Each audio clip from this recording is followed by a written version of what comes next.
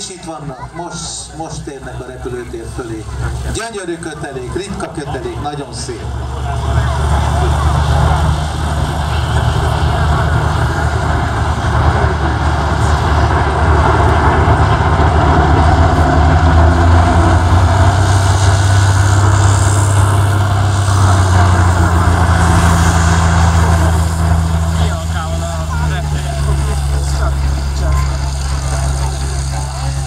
Közben előttük elgurult a Hotel Alfa, Romeo Alfa, Papa repülőgép, amin, ha jól látom, pár ejtőernyős is helyet foglal, úgyhogy úgy látszik, mégiscsak meggondolták magukat a rendkeréknek, és mindeközben még kell valamit csinálni a gázkarokkal is.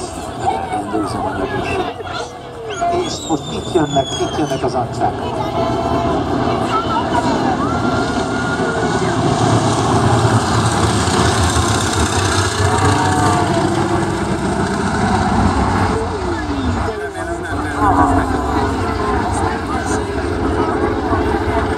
egyfajta rózsamanőver. Jaj, de szép, gyönyörű szép, ahogy kívánom. A mezőgazdasági repülés, mint láthatjuk majd, és közben őrült nagy mozgékonyság, mert ugye a mezőgazdasági repülés sok mindenkor arról szól, hogy miután megszórnak egy táblát, mint ahogy ezt most ez az ankétes megmutatta, ez a kapcsolat, gyönyörűen szemben repülnek egymással.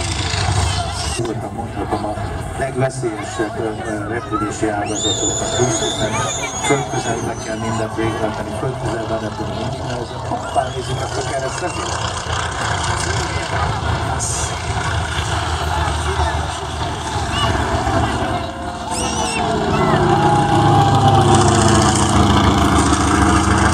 Nagyon szép manőver volt, és lehetett látni, ami gyönyörűen kiszámítják egymás pályáját és egymás útját. Szóval a mezőgazdasági ilyen szétülni, akkor mondjuk el így jön.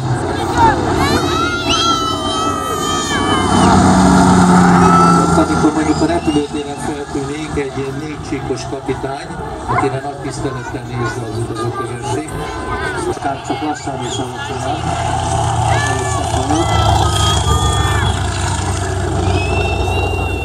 Az alacsony repülés pedig a repülésnek a legkritikusabb, legveszélyesebb. Hiszen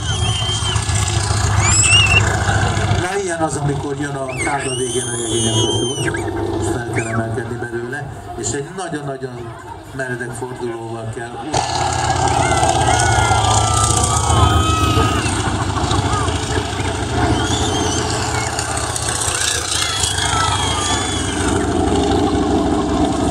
Hát a hangjuk is gyönyörű, nem?